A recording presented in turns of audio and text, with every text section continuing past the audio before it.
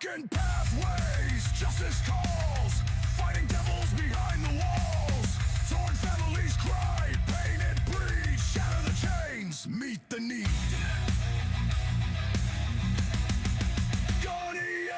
roars, tearing through lies. Caseworkers crumble, justice won't die. Corruption falls, truth takes its place. For the families lost in this wicked race.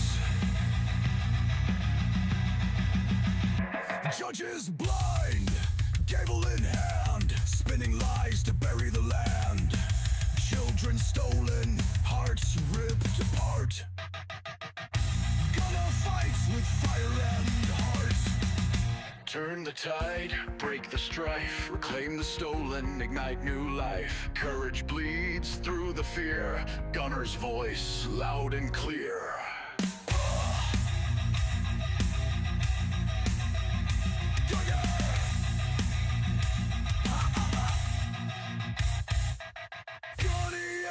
roars, tearing through lies. Caseworkers crumble, justice won't die. Corruption falls, truth takes its place. For the families lost in this wicked race. Fists of fury, voices rise, expose the wicked wearing disguise. Families scream, but Gunner's there with a mission fierce beyond repair. Beyond repair.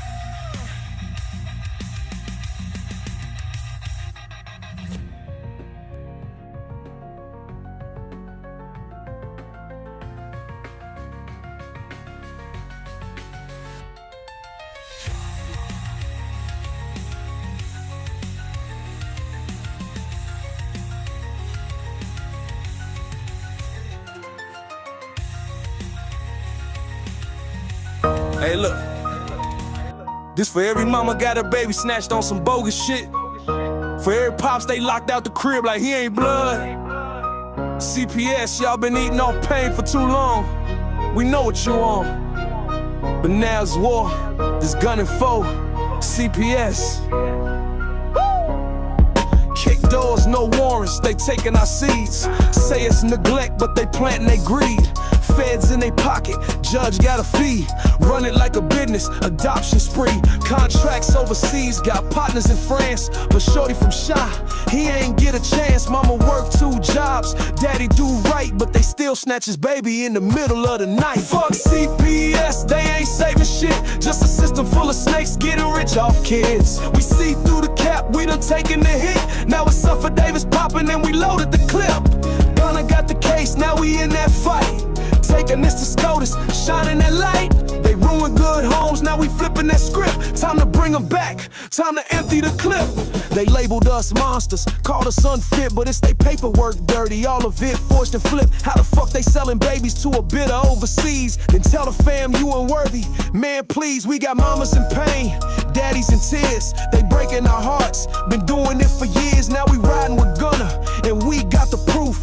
Sworn under oath, now it's time for truth. Trump got the team and the pen in his hand. He said bring them home, now that's the plan. You feds been hiding, but it's over now. We moving like an army, and we ain't bowing down. Fuck CPS, they ain't saving shit. Just a system full of snakes getting rich off kids. We see through the cap, we done taken the hit. Now it's Suffer Davis popping and we loaded the clip. Gunna got the case, now we in that fight. Taking this to SCOTUS, shining that light. They ruined good homes, now we flipping that script. Time to bring them back, time to empty the clip. They ain't gods, they ain't law, they just people, corrupt people. And when the people rise, ain't no system safe. The Chi-Town, it's the movement. We gunning for CPS, and we coming heavy. Yeah.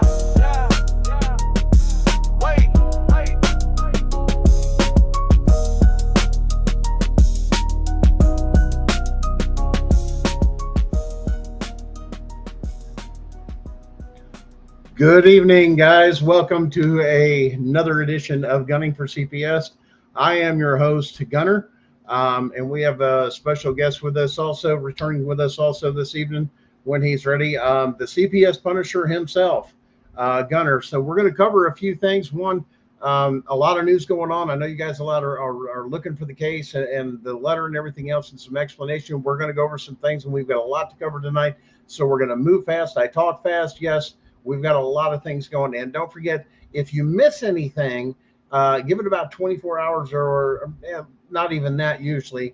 And on our YouTube channel, Gunning for CPS, we'll actually have the replay of this show. Make sure you go and like and follow on YouTube. That way, anytime that the show takes and comes up, you're going to get that information and that notification, especially when we have special announcements, so on and so forth. But we're also on Facebook under Gunning for, that's for CPS. You'll get some of the updates to there. And I know a lot of you guys follow me on my own personal page. So make sure you go and like those pages so you can get a lot of those updates, so on and so forth, and a lot of news as it comes up. Now, one thing I want to cover, especially being here in the East Tennessee area, is we had the hurricanes taking hit. That it was just really, really, really bad. And there was a recent discovery this week that, people in North Carolina and so on and so forth, with all the damage that was done and the damage CPS did, and there was no food and they couldn't get through and they couldn't find anything. Well, what we ended up finding is covering under the story is they actually found some of the supplies and everything that were supposed to come to Tennessee and North Carolina for that hurricane relief. And you know where they found it? Oh, look. Would you look at that? What's that say? Here, let's go in here. It was found FEMA relief packages that were in a storage location along the southern border by Biden. It was redirected. It was rerouted in 2024 from Tennessee, Georgia, and North Carolina, that they were sending it there to give it to illegals crossing the border. So those things for American citizens, those FEMA relief packages were rerouted down to the border. This is how corrupt the things that were going on that we're seeing, and a lot of things that are changing. Now, let's go back to the other thing that we come today. You guys have noticed also, if you look on the maps, you've seen a big change here in the past couple of weeks. You've seen the raising of 2 flags at the White House. And a lot of people don't understand what's going on. There's been a lot of symbolic things and so on and so forth. So we can break it down to you, and you guys can watch a lot of things, such as, the Queen taking the particular mark. It's a chess move as far as receiving the flag. That flag that was recently given to him was the surrender of the District of Columbia, that the corporation is dead, that we are now back under the original Constitution, and we are seeing some of those things come to fruition. Now, what we do, like I said, with some of those things, that's the bigger picture besides the CPS thing that's going on. This is all the crime syndicate. And you guys have, if you just listen a little bit, all the corruption and the money and recent people that have been indicted and going to jail and so on and so forth. It's just absolutely crazy. And they're starting on the bigger scale from up here. And this is where we are. See, we're down here, and so we're meeting them halfway when it comes to this case of saying, hey, listen, this is not a dictatorship or a totalitarianism type government. It's about we the people. And therefore, we must make our petitions and so forth heard.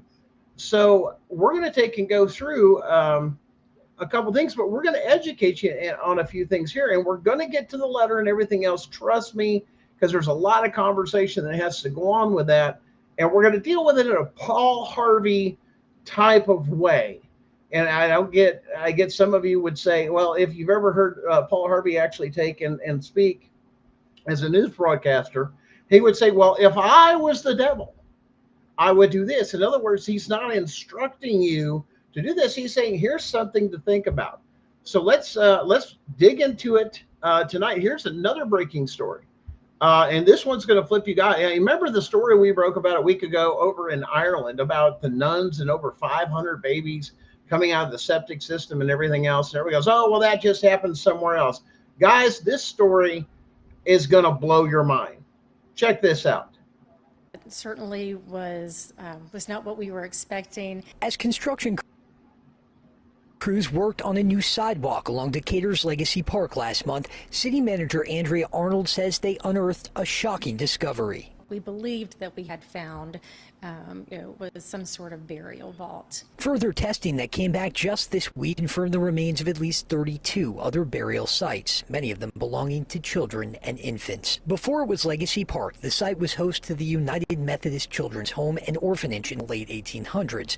The home, now relocated to Tucker, Georgia, and renamed Wellroot, is working closely with the city and the state to help. As for how the remains got there and who these people were, we'll be working together to do that research to determine what exactly has been discovered here, and also to determine the best way to recognize and memorialize the people that are laid to rest here. Guys, that's here in America, down in Georgia. An orphanage with babies, unwed mothers, and infants. Mass gravesite in Georgia. This has been going on for a long time, and now some of the truths and everything else. Yes, Canada. Thank you, John. Yeah, Canada just had this recently exposed as well.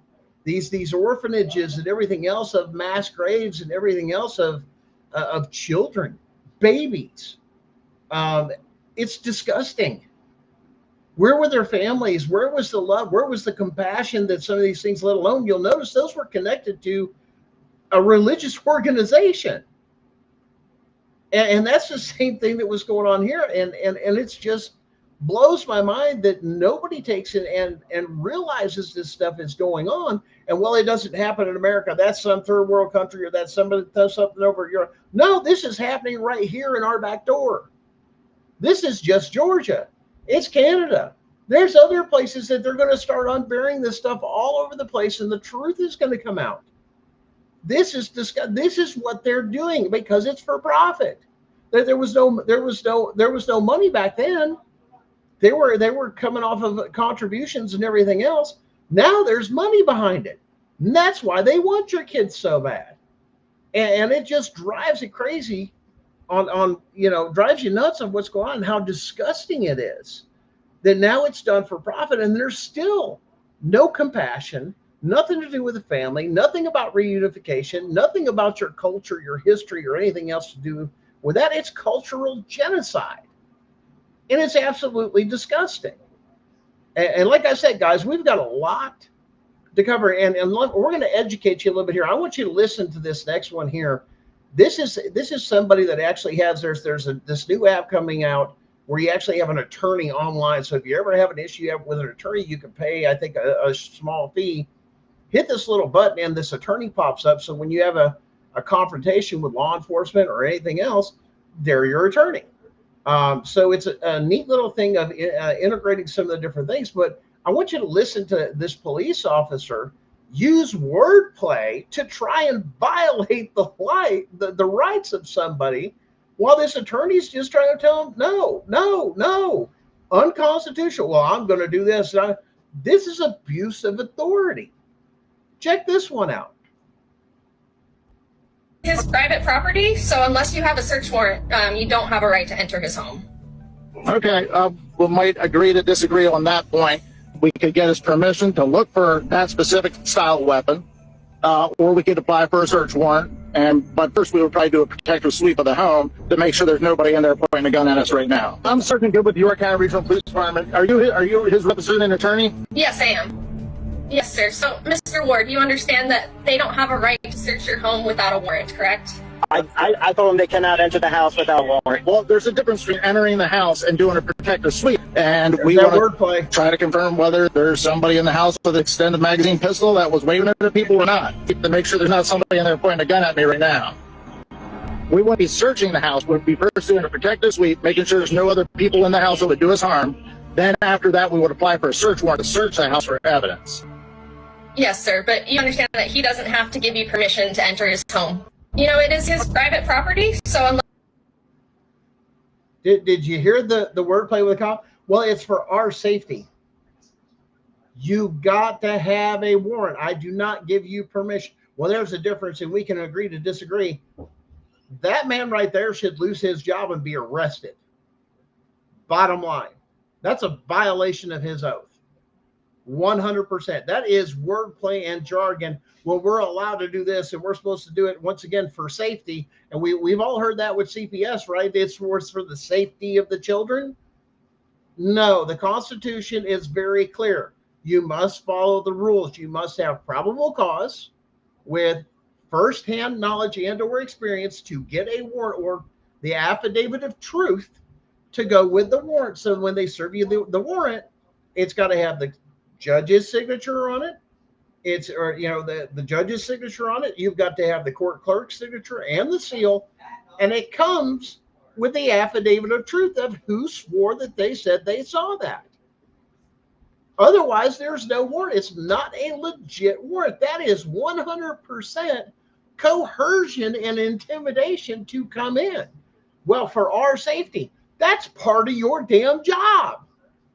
That's why you've got bulletproof vests. That's why you've got all this training. That's got this and that. Once you get into a home, those four walls are protected by the Constitution. And that's 100% true, right, Rochelle? CPS or CASA is not worried about the child's safety. They just want to get in your home. They want to get into the home of even foster parents or kinship. That's why they go into, here's the beauty of how the money is connected with this stuff. They don't want to give it to kinship because the kinship can turn around and say, I'm not letting you in my house. You got a warrant of quarter and you can't deny that. I'm not a foster care person. I'm not contracting you for profit. That's why they go into foster care, because the foster care people go, sure, I'll let you in my house as much as you want. Here you go, because that's part of the contract.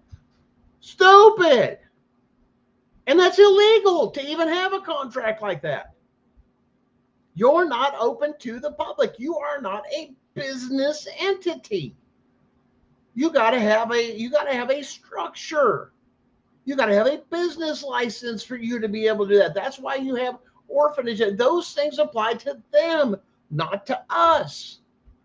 Now, and that's one of the things too. They're saying, well, I don't understand. Why do you say it? Now, this is something that came up in a good friend of ours on the Tiff and Punisher show. I think Tiff posted this. And you guys are going to this just takes and blows my mind. But this is stuff that's never been overturned. And I want you guys to watch this, because now you have to learn these things, okay? Because when you're going to get to the point of getting your kids back and making these demands, if you will, as a citizen for for what you're doing, you have to articulate your argument so they can't twist you up. Well, we're not going to do that. Well, this is something that's federal. They have no jurisdiction to even comment on it, nor do they have any say-so. A state has no say-so, none, in what is called the Federal Witness Protection Act. You need to go read that. And this is why. Oh, look. Everybody heard that thing about sovereigns and all this other stuff and this and that. It's talking about here's your case law, and even back to the 1800s, never been overturned. This one I love especially. Yick-Woo versus Hopkins, 118 U.S. 356 in 1886. Sovereignty itself is, of course, not subject to law. In other words, they can't take it away from you. For it is the author and the source of the law, because it's written by what? We the people. We the people are the government. You are the elected and appointed officials and actors.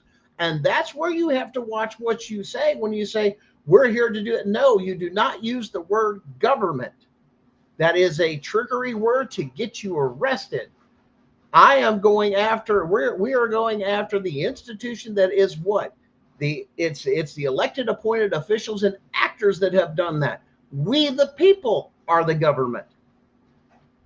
While the sovereign powers are delegated, in other words, we're giving some of those things to the government officials, the appointed, elected officials and actors, Sovereignty itself remains with the people. In America, we the people, they're not the government that serves. They are, they are the state. We owe no allegiance to those. That's the whole point of this. They're public servants. They work for us. They're completing a task that we have set aside for them to take and do, but they're not doing it. Instead, you're getting what? You're getting, oh, well, I have the authority. I have the jurisdiction. No, you don't. A state can't even deal with you unless you contract with them willingly, knowingly, full disclosure of the contract. How many of you didn't have the contract and understand the contract? Or if there was a contract? Now, that's the thing, that's going on. But you guys have got to understand those things so you know how to talk about it, articulate it, and have those conversations with other people. But the biggest thing you can take and turn around and do is, this is something federal. The state has no say in it. You can't. To do so is a crime.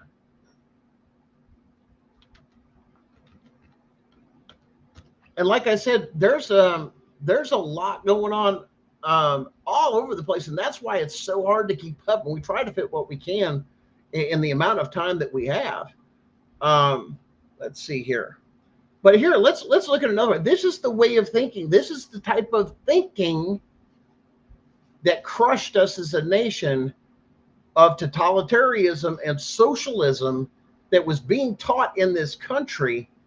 And it's going to blow your mind. And I want you to listen to this next little clip here. And this explains everything. And it's going to walk you through just as simple as can be. Or a kind of private idea that kids belong to their parents or kids belong to their families, and recognize that kids belong to whole community. There's no such thing as someone else's child. Our nation's children are all our children. These are our kids. They belong to all of us. The children of the community are the children of the community. This idea is put into action by the Marxist left in so many ways today. Children belong to their parents, not the state. Laws to alienate parents and attack their rights are becoming more and more common. Just look at Colorado. The House actually passed a law that could take away custody from a parent if they misgendered their child or called them by the name they were given at birth, so their real name, if the child had decided to change the name for whatever reason if they were transitioning. Luckily, because of so many protests, this law did get altered a little bit before actually going through, but there are a lot of examples in other states as well. California is an example. Washington State just passed a law making it legal for teachers to withhold information from parents, even in a situation of a crime being committed against the child by a student or by a teacher. And just think about all of the states that have laws that allow minors to have abortions or start taking gender transition steps without parental consent. In a lot of states, it is even difficult for a parent to homeschool their children. Attacks like this on parental rights are right in line with what Karl Marx advocated for. He supported this idea that children should be children of the state and of communities rather than their parents. And creating a rift between parents and their children was the goal, all on the road to the abolition of the family. Guys, one, our Constitution is about individual liberties, not about the community or the whole. It's about the individual. That is very, very clear. Now, if you'll notice some of the things she turned around and said, how the school protects and not telling parents about certain things. If you're not familiar about what's going on here in Blount County, Tennessee, or what's recently been going on about all sorts of stuff, especially here, is how the school system has been protecting pedophiles, and let alone even some of the lower the courts and stuff that there was a teacher recently that had over the course of 20 years, I believe it was over 80 kids now, that was grooming them, touching them, so on and so forth, confessed to it, and was only given a sentence of 6 months. And at the end of that 6 months, the record would be wiped clean and go back and do it again. Why? Because it makes CPS money. That's 80 cases now that CPS can now get involved and force their ways into families rather than letting them take and try and say, well, your child was abused. We know it was abused. Well, that's fine. It's a family matter. Let us deal with it. If we need your help, we'll come to you. Oh, no, you have to. That's what these families are being told, and that's money. Tons of money. I mean, it's not a joke. So that's one of the things that you've got to do, and you've got to educate yourself. And like I said, that's why you need to know how to talk, how to articulate, what to say, when to say it, so on and so forth, and understanding, to take away their power and authority, that I don't have to interact with you unless I want to. Any part of the state, police officers, that I refuse to. At the same time, you got to understand your Fifth Amendment right. I have the right not to incriminate myself or even talk to you. You heard that one with the cop where we're going to go in and we're going to sign, and then, for our safety and this and that, we've just got to know or get you to answer a question. Did you know that answering questions, according to federal case law, not my words, federal case law, and you can go look it up, that asking someone and questioning someone on private property, and you're seeing this happen over and over again, is a Fourth Amendment violation. Yeah. But all the videos we're showing them up at people's houses, talking to them, this, that. Out. No, you do not have a right. Well, we have a right to knock. Great. You can notify, unless I have it posted as no trespassing or anything else without a warrant, or you have the color purple put up, which is the same thing. Now, I'm going to show you another couple of videos, and then we'll get into the meat and potatoes that you guys are looking for, and get in this, and then I'll get Darren to come out here, and we're going to have a few conversations. Let's see here. Check this one out.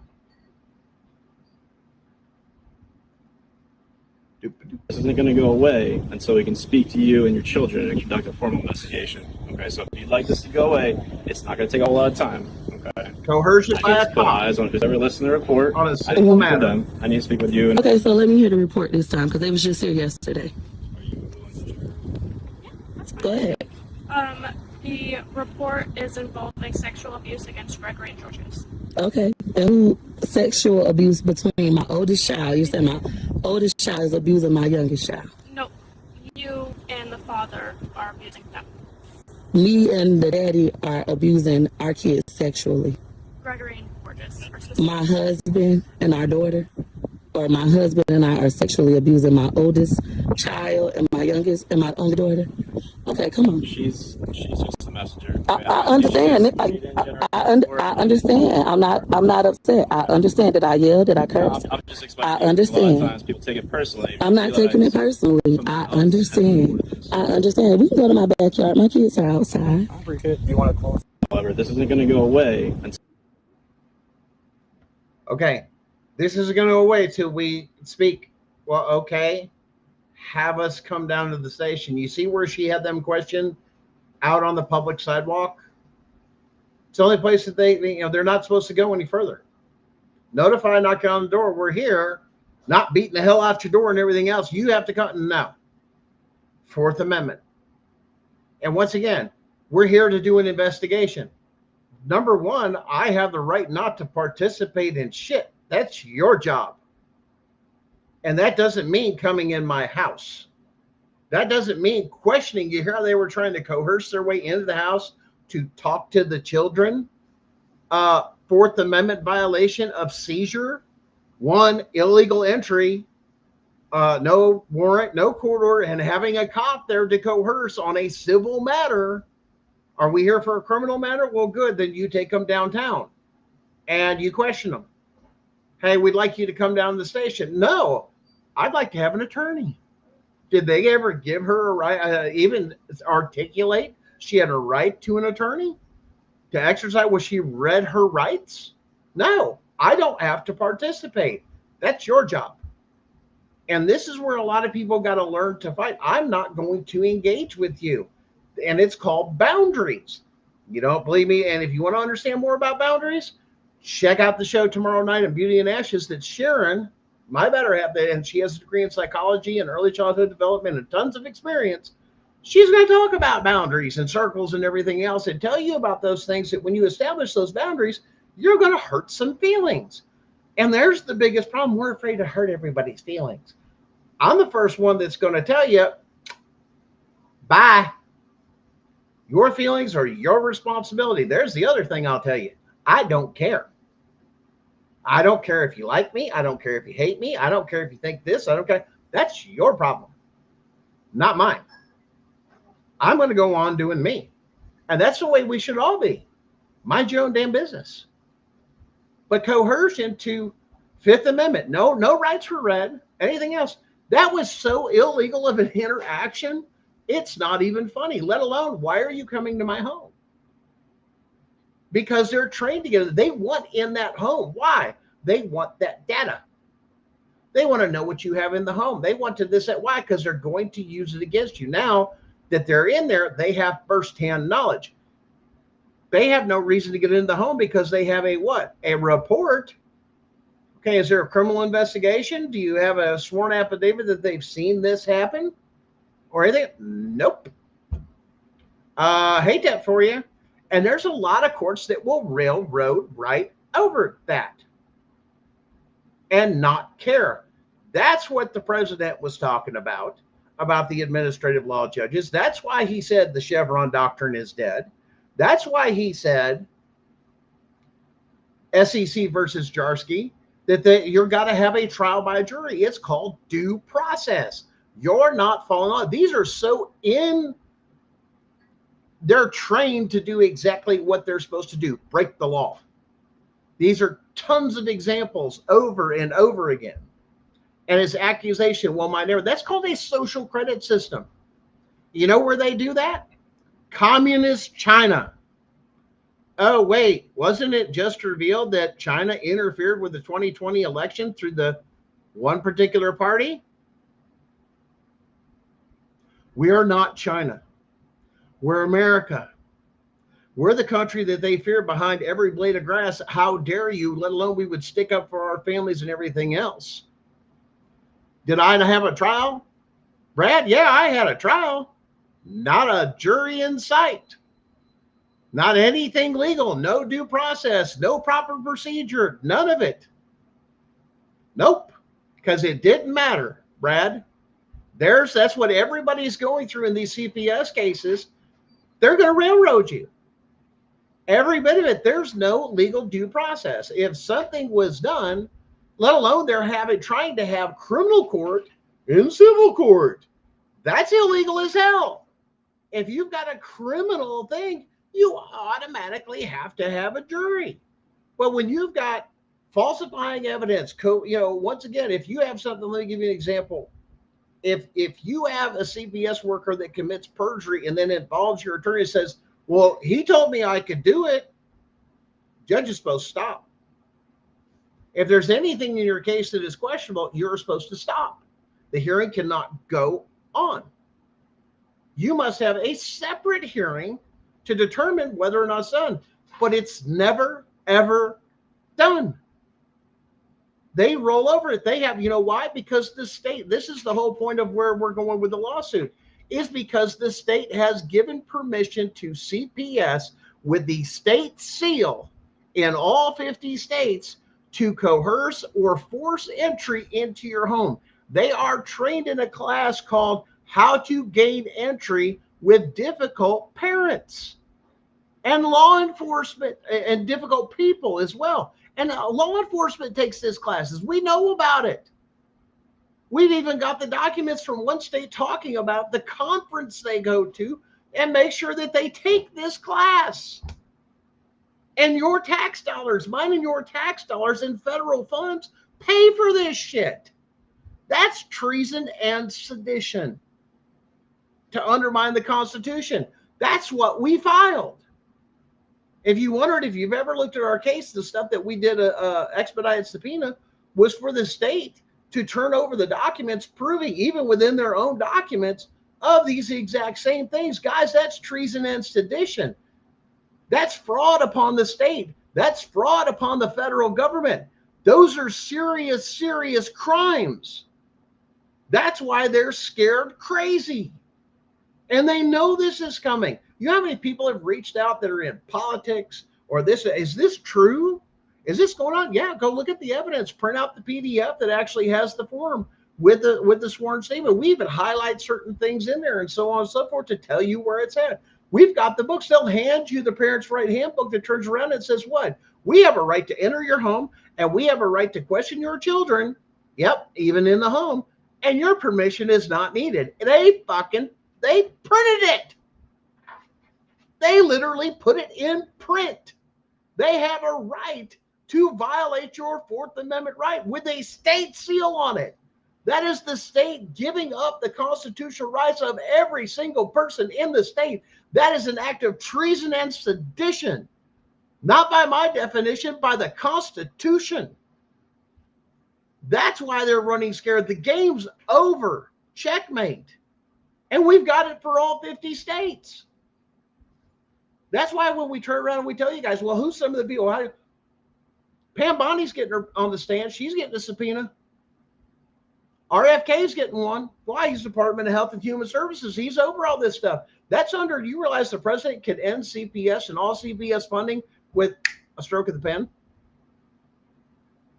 No more federal money. Gone.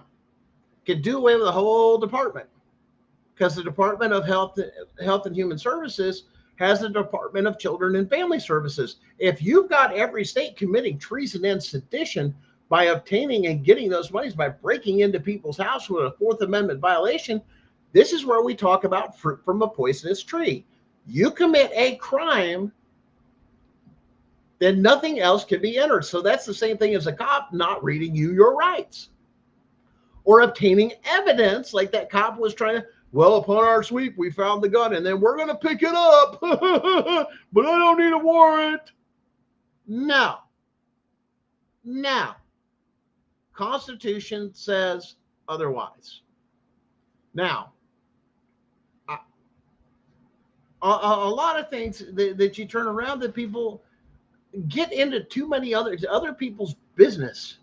Mind your own damn business. People will argue, and they have the right within certain states to discipline their children. How do you know the circumstance? Now, are they beating on their kids? Listen, I'm going to whoop my kid's butt hard and not the same as they took a turn around and didn't do what they were told versus they're chasing their brother or sister around with a knife. Yeah, punishment should fit the crime. That means a whooping. Don't you ever do that. You could kill somebody, but you got to make sure that you discipline them and then have a conversation with them. Why? Rationalize, hey, I disciplined you. But at the same time, I'm going to sit down and talk to you and explain to you why that was such a certain thing. And I'm not going to do it out of anger. I'm going to make sure I get my point across. And some kids are extremely hard-headed. But once again, you want some or more of that help with that? Go see Sharon. That's her particular thing. But at the same time, boys are raised different than girls. I'm sorry. They're two different things. They're two different things. And this whole thing is treating everybody as it. No. Because girls are brain chemistry is completely different than that of a boy. And that is psychologically been proven as fact. And that's what it comes down to. Now, guys, we've got another one up here. Let's see what we got here. We got one more video here, and then we'll talk about this. But this is, check this one out. Over here. For me to record, but go ahead. Sir, do I have to answer any of your questions? So what's going to happen Sir, is... I'm talking to the gentleman. And we're going to have to petition the court to remove these children if you're not willing to get them tested. You're going to have to what? I'm pretty sure you heard me, sir. Please repeat that. I said we will have to petition the court to get these kids tested. We're showing signs right now. To remove the kids? Yes, sir. That's hilarious. Methamphetamine and coke use around the children. No. With what firsthand knowledge, lady? You're hilarious. You are hilarious. And questioning somebody on private property, right? There's a crime. Either you can cooperate with us. What do you mean by cooperate? I'm pretty sure you know the definitions of cooperation. Well, I want to know what your definition of cooperation is. So you can participate in our investigation. Participate? Am I required to? I can contact my supervisor. And that's fine. We'll go that way. Do whatever you have to do. You have a great day. That is intimidation and coercion contract. It was nice to meet you. Sir, thank you. And we can give you example after example after example. Now, we're going to go through, let me see where I have that here. Darren, do you want to go ahead and pop in here? And I'm going to look for it here. Give me a second here. But what we're going to talk about is a little bit about this letter. Now, the letter's done. It's not been notarized or anything else. But the other thing that can flip them out when you got to understand, did you know that there are bonds in your case, that they actually take out bonds to make money off of it? And those forms are called SF-25A, which is called your payment bond, performance bond, and your bid bond, which is an SF-24. And then they can take out insurance against it on top of that, which is form SF-274 and SF-275. Do you realize by doing that, that is considered fraud upon the court because that's financial trafficking? And you can ask and demand the court to produce those?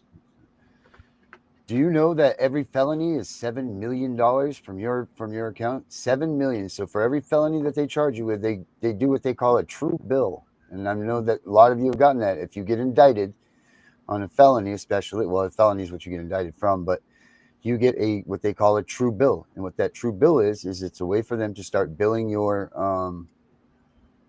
straw man, your Social Security stuff, your trust fund stuff, all of that. Mm-hmm. It's real, guys. So the only thing the grand jury does is gets you and gets the courts to write that bill out, so that they say it's okay to open up your Social Security account and take that money. But this is why CPS hurries up and gets you that 72-hour hearing. That 72-hour hearing is when they start writing the checks. They need that judge to adjudicate and say that it's like the game is afoot. Now we can start getting federal funds. We've gone in front of a judge. The judge said that there was a problem. Now let's get the money, because up until that point, they've only been receiving, whatever their base amounts are. So that's why they hurry up. The one thing that they'll be sure to be at and on time of is that 72-hour hearing. So they need that money. You ever notice why CPS asks for your Social Security number? That's why. For you, your kids, both parents. They're going to take out a bond. Credit reports. Does everybody check their credit reports and see that somehow CPS, DHS, something along those letters are in there checking your credit reports? Why are they checking your credit reports? That's funny you mentioned that, Darren, because I had a thing for child support, and I've never had child support taken out ever. I mean, I had a private contract with my first marriage that ended, and part of that agreement within there was a private contract signed by a judge. But they still, to this day, Tennessee child support still has a thing on my credit report. That's fraud. That's credit fraud.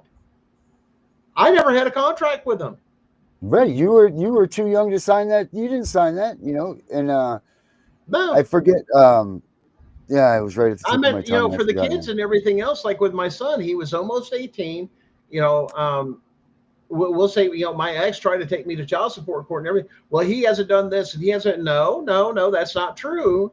Before the magistrate and the child support person, actually, I have a private contract, and this is what a lot of people don't understand. If I have a private contract with somebody, the state cannot interfere with that private contract unless I take and violate the terms of that contract.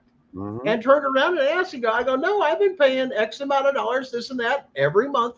And this is the way it was set up per kid. And it's in the divorce contract. And it's in there. And that's what it gets. The state doesn't get to play with that number. We had a private agreement. And it's signed by a judge, making it totally legally binding. Mm-hmm. And when they find out that, and I told them, all of a sudden they're like, and they asked, well, has he ever missed a payment? And she goes, nope. I said, nope, I've got transactions and checks for every single time that was paid and where she cashed every single one of them. Yeah, guess who's getting sued now? That's fraud upon the court. Even filing it, let alone them trying to force me into it. Even when I asked the judge, I said, Your Honor, do you want to hear some case law or some facts about the? Nope. You know what? The magistrate. Nope. We're here to see how much you're going to pay today because it was done via Zoom. Wow, really? So I get no say in this, and it goes through like a roller coaster. And little Mr. CPS child support with his little bow tie, oh Poindexter. And when I said those words, matter of fact, we had a private contract and everything. Boy, you talk about backpedaling. Go, we don't know what to do, Your Honor. We've never had to deal with that, but I had to articulate it. People don't know that if you can't verbally articulate what you're trying to say, you're going to lose that argument. But when you go in and you're confident and you're research and you know what to say and you know how to say it and what to do about those things and how to have that conversation, they don't have a clue. And that's part of what we're going to go over a little bit tonight. Now, we have to get this, as some of you guys know, both Sharon and I live in two different places, and she comes into town every once in a while. We have to sign this letter, and we have to have it notarized, making it a legally binding document. But we're going to share the final draft with you here tonight and go over some conversation with saying, and Darren, let's have this conversation this way, as I say, like old Pearl Harvey. If I were the devil, as if you guys have ever heard that, if I were a person involved in this federal case as a affiant, these are some of the things I would do. And that is the conversation we're going to have moving forward. Okay. I'm not giving you legal advice. We're not giving you legal advice. We are educating you, saying that if this were to happen to me, or if I was in that position, I would take and handle it this way and how to articulate. But let's let's see here.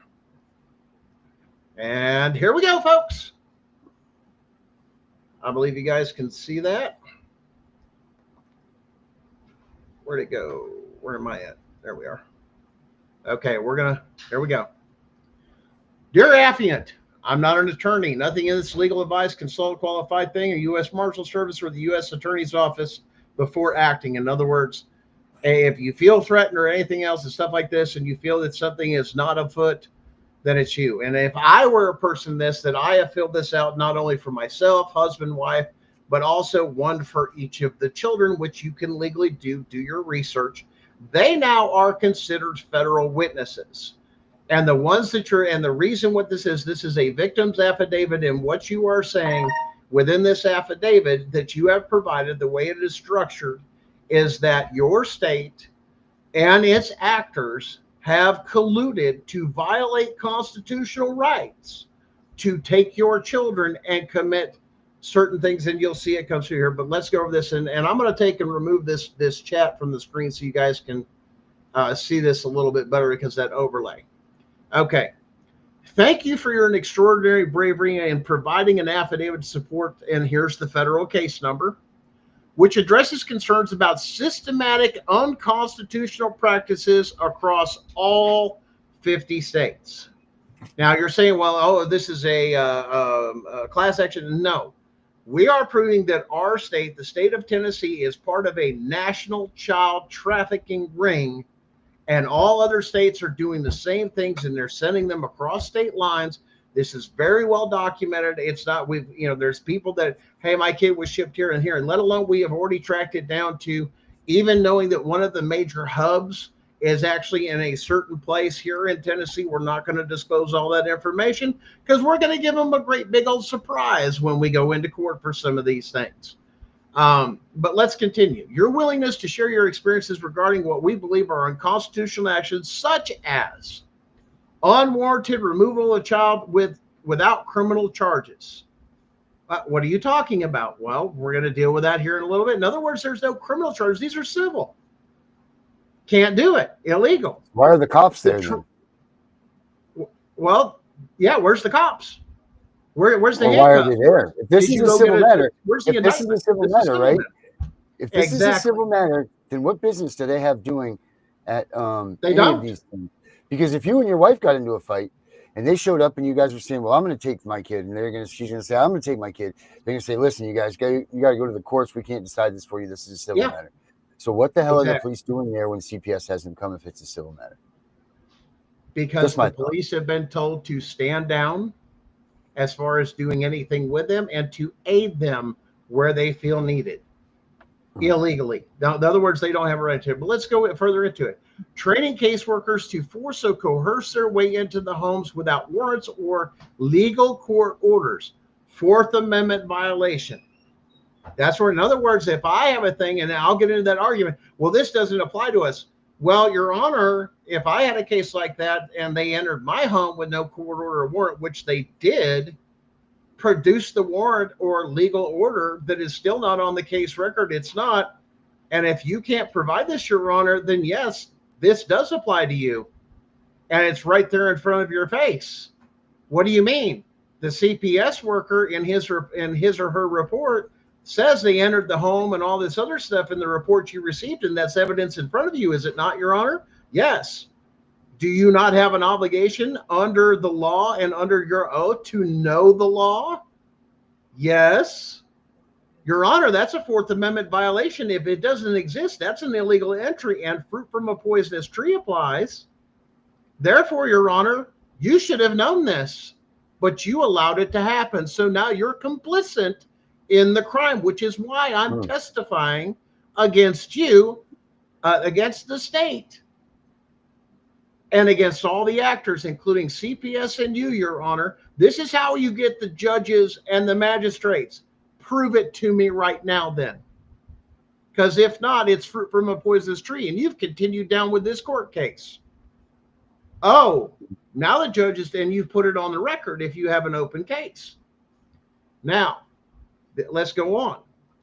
And due process violations, including the failure to apply fruit from a poisonous tree doctrine. There it is. In other words, you can't commit a crime and then go forward with the case, which is happening over and over and over again. Illegal entry, questioning on private property. There is federal case law, Your Honor. You're supposed to know this. If not, that's called ineffective judiciary. You shouldn't be sitting on the bench. Oh, wow.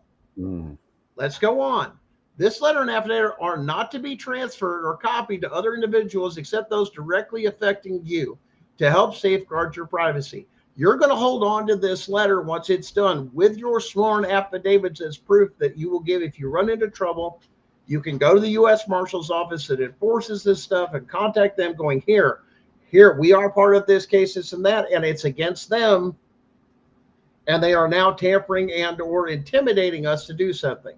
Now, the Chevron doctrine has been overturned. In other words, they don't get discretion to do what they want and run amok. And it was found to be unconstitutional when it was overturned. In other words, the crap they've been doing, calling ourselves professionals and going on and doing what they wanted to do, including violating the Constitution, is not permitted. And the ruling in SEC versus Jarsky 2024, well, you've seen that on previous shows, and even President of the United States has called this out. Remember that letter he sent out about, and I know Darren knows, about the one about the administrative law judges doing the unconstitutional stuff? Didn't he quote those two right in that letter? Yeah. Unconstitutional practices. This is what we're talking about. You're calling them out now. Section 242 of Title 18 of the U.S. Code addresses certain civil rights violations which may relate to the issues raised, including the removal of children without a criminal charge. Oh, wait, there's case law. You could say, Your Honor, there's no case law. If I had one and you've taken my kids, Your Honor, where's the criminal charges? We're in civil court.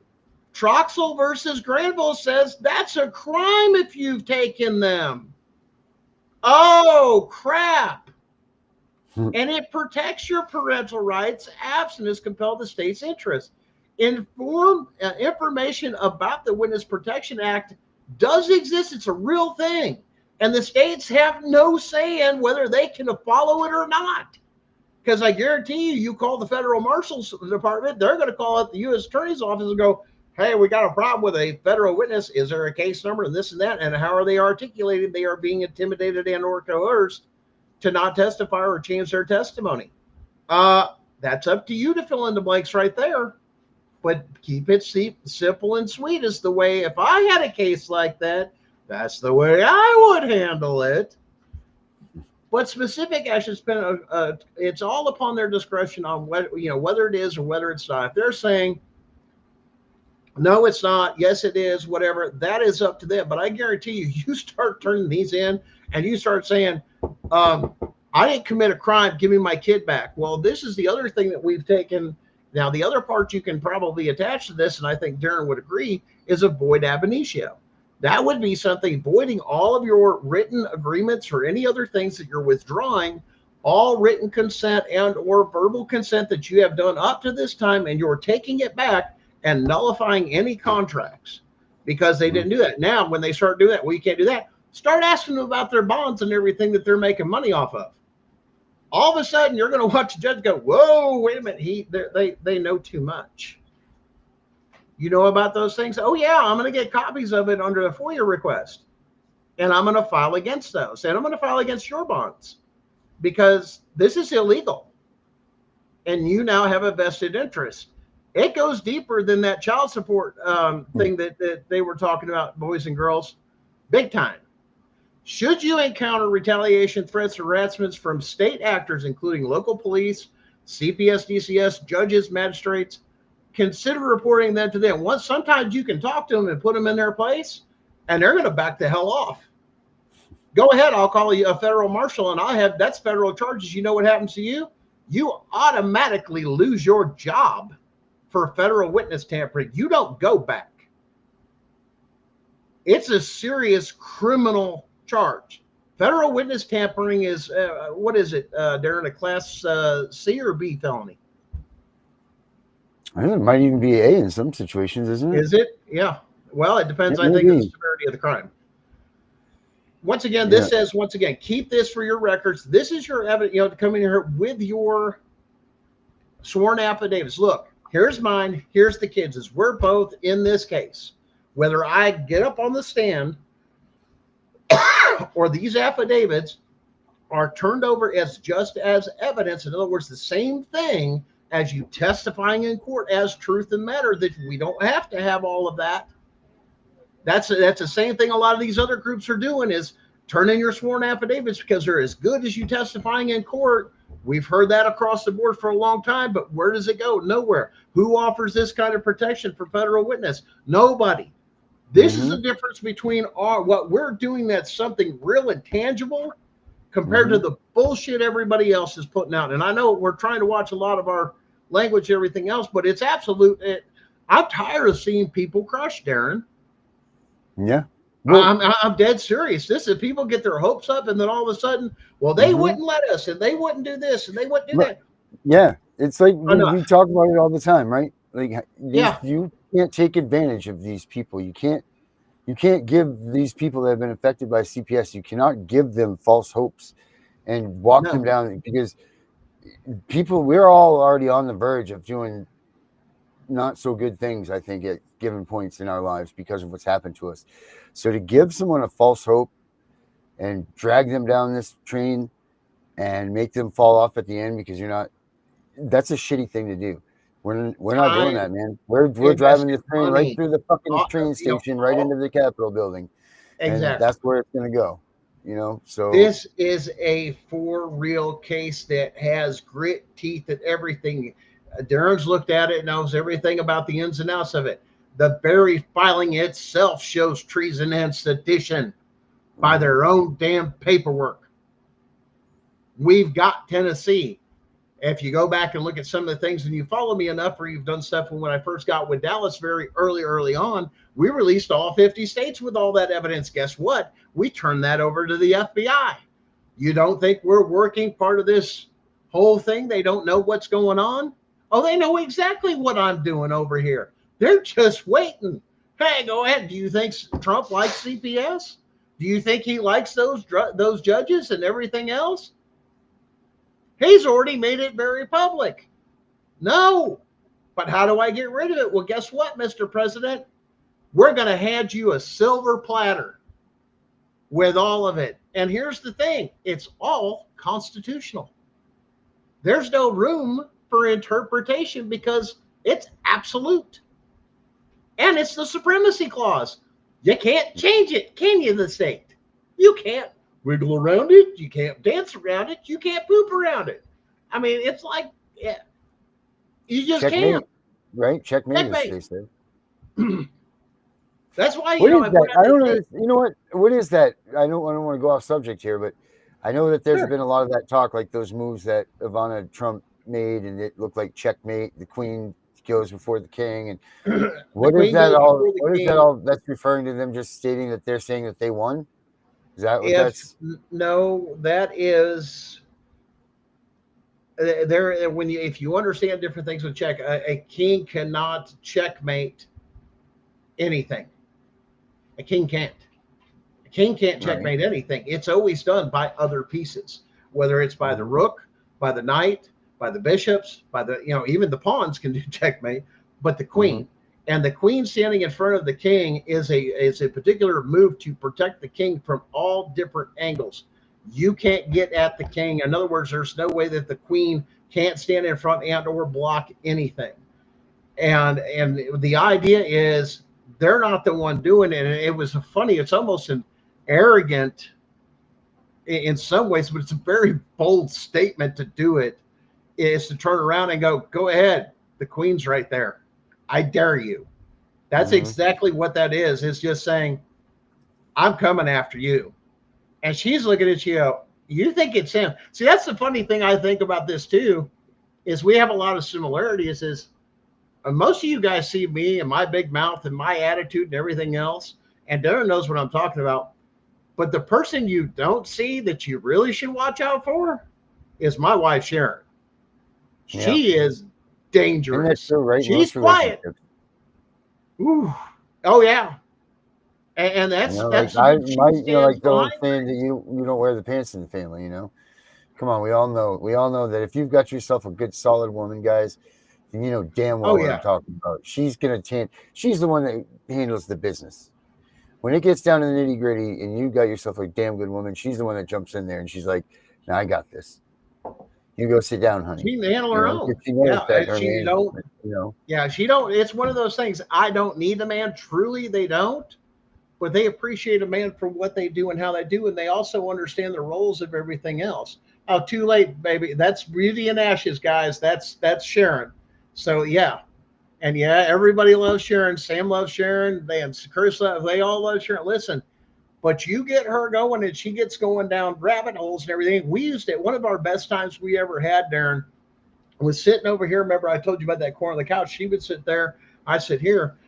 And we would go down rabbit holes in some of the most, whether it was legal, psychological, historical, and just kick it out and bounce it around and just look at it and even come back to it and go, what do you think? And then turn around. Because, in the very beginning, she was raised with a lot of purity culture and a lot of church and everything else. I go, oh, you've got so much to learn. And she's like, what do you mean? And so you open the door to some of that stuff. It's like, oh yeah. Now she grew up in the wine country of California, to where she was around a lot of those, or knew a lot of those very famous cult families and kids. You know what I'm talking about in California, Northern California. She knew them. They didn't really, but there were homeschool groups and everything else. But once again, her dad was military. So, I mean, it was common for them to, if they had to move or anything else, it was just, easier to do homeschool. Right. But when it talks about the president and all these chess moves, yes, he's a chess master. And whether he knows it or not, I've played against him a couple times online way back when, which is really cool. I've enjoyed chess all my life as well. Herbert plays chess online too. Yeah. And I love it. And let alone you up it, instead of a flat platform, you start getting into these multi-dimensional boards and some of the other things. And they even get themes of Harry Potter or Lord of the Rings and some of the other. I mean, they've got some really beautiful pieces. But the power move of the queen standing in front of us saying, there's not a chance in hell. Now even if you've taken all the other pieces off the board, and it's a king, between the king and the queen alone, they can't put you in check. But a king can make sure you can't move this way, one move at a time. But that queen has full range of the board to go any direction, whatever she wants. And whether you know it or not, she's got you. And at the same time, she has a connection with a lot of stuff in Europe. If a lot of you don't know about Melania Trump, there's a whole lot of stuff there, Yeah. man. A She's lot not just of some. history. She's not just some nobody. No. That's for sure. No, no. Yeah. And everybody, oh, she's this and that. Listen, that woman will slit your throat and cut Yeah. your head off and put it on a post and not think twice and then pretty herself up and just go have dinner. And she's not afraid to do it. They are warriors, but they are very feminine lady warriors. You got to understand, you don't have to be a type warrior to be that, but women can have a class about it that a lot of men just don't have. That, you know, that what's the word I'm looking for, the fine, you know what I'm saying, the FINE type thing that would go like, damn, she just took and slit somebody's damn throat and then sat down, wiped off the knife, put it down, and just went back to drinking tea like it was nothing and reading her book. Like, damn, you know, that type of woman. That's what I'm talking about when I say something about Sharon or anything else. That's great. And I know Darren's got the same thing going on with Miss Mary and a few other people that we know. But, you know, damn, they have a grace when they do it. And God, don't you miss the grace of the women that were from the 40s and 50s, even in the movies and stuff, that just had a sense of grace to them? I mean, even when they moved or how they talked or anything else. And that just blows my mind, you know. I'm losing you. You lost your sound, Darren. You lost your sound. I don't know what happened. I think your battery went dead again. Yep. No light. No love. No light. But listen, she's the other half of that mental health support and everything else to go, yeah, we're good. To have that balance that we need. When we talk about that, not only just that, she's my peace. When you took her away, oh, you unleashed a hell and a war that you have no clue what you're getting ready to face. And that's what scares, like, oh no, you took that away from me. You took the one thing I wanted, which was my peace, away from that. And so I think these parents beginning to fight and now demanding their kids home, of just saying, look, and unless there's a criminal act, get my kid home. If not, I'm calling the feds. There's not been a crime, because then you're going to have to articulate it to a U.S. Marshal. Then you're going to have to articulate it to the U.S. Attorney's Office. And you're going to be able to articulate those case laws and everything else and going, do you have a crime on me? Nope. Well, then you have a problem, because now that's exactly why I'm testifying against you, is because of just this. Guess what? Now you're on the radar, because if stuff like that happens, they're going to make themselves known. Like, they're going to be that stupid to put their hand up and go, yeah, I broke the law. Wait a minute. What? Yeah. I think you lost your battery again. I lost your voice again. But see, that's what I'm talking about, guys, is they're going to snitch on themselves when this stuff happens. Produce the warrant. There's an illegal entry. Did you address that at all? And in my case, this does apply, and it does affect you and everything else. This is why you're in federal. This is how much trouble you're in. Now you can't talk to me. You can't deal with my child's a witness against you. Now we've got a problem. I'm nullifying that, and that's where, and I think, what do you think, Darren? Maybe Monday night, kind of go over again and revisit Monday night on the Tiff and Punisher show with Boyd Abinitio again. I think it's a good time to cover it again. Yeah, guys, check out the Tiff and Punisher show. That's on, I think it's about 7:30 on the YouTube channel, on the CPS Breaking News Network. It usually shows on my channel too. If you guys are following my channel, we rebroadcast the Tiff and Punisher show. But learn about that, and a lot of these state courts are ignoring that, of going, well, guess what? Now there's some authority behind it, because now I can pick up the phone and I'll call the feds. And you're going to have to admit to the crime, because here's the problem. And especially if you put it on the record, I told you there was no illegal entry. And if I don't need to tell you, Your Honor, look at the CPS report. It said it entered my home. Where's the warrant of court order?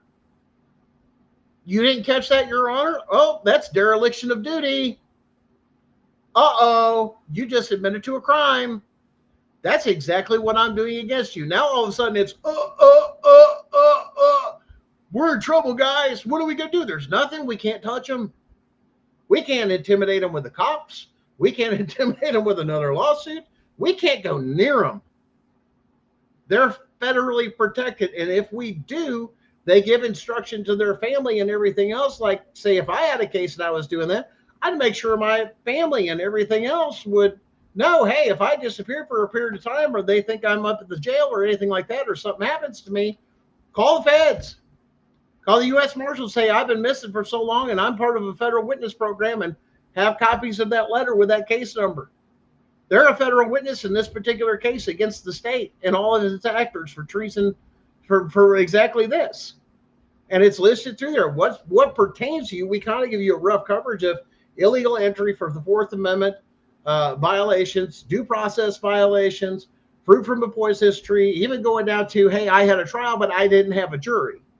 You know, that's a huge, that's why I'm taking and testifying against you. You should have done this.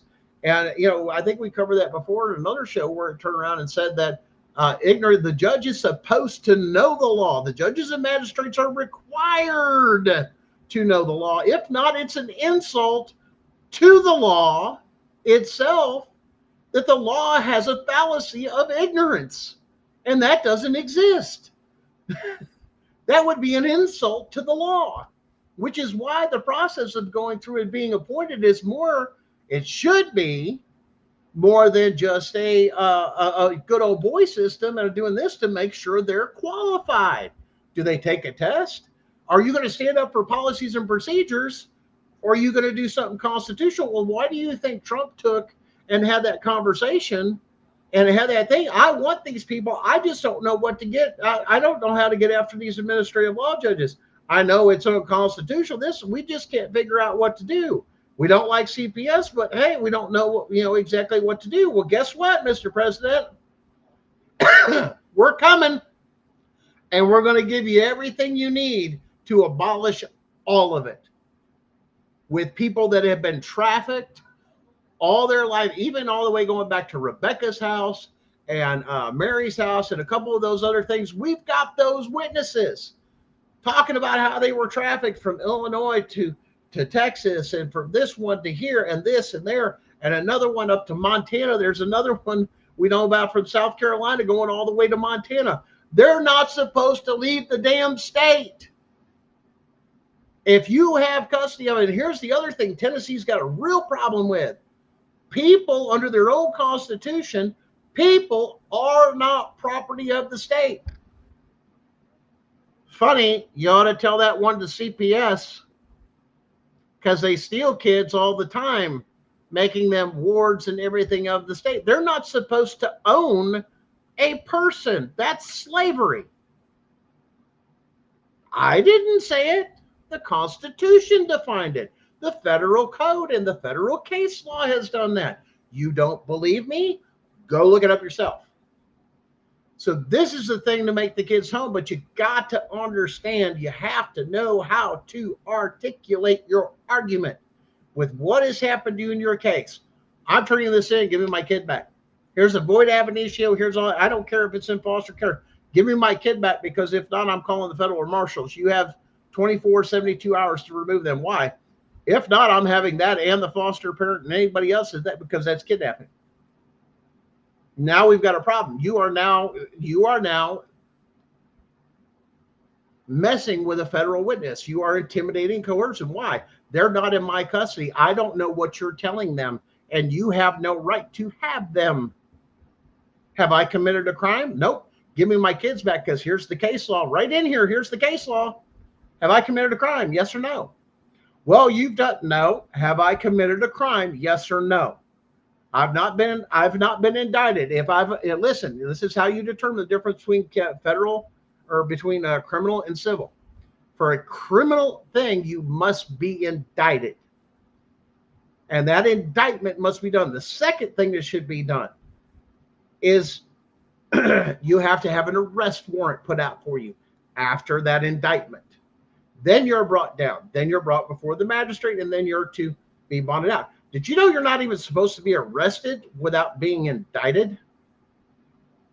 But how many of you have been arrested? You're under arrest. You have the right to remain. There was no indictment. I think it's funny, and this is how many people they play off of people's ignorance. Well, I'm the law. I'm not. Did you hear how many videos did we play? I mean, crazy, Darren. That every single one of them, law enforcement, this and that. They don't even know what the hell they're doing. You don't have a right to open. Well, there's a difference between getting a warrant and search and seizure and all that other stuff versus for my protection.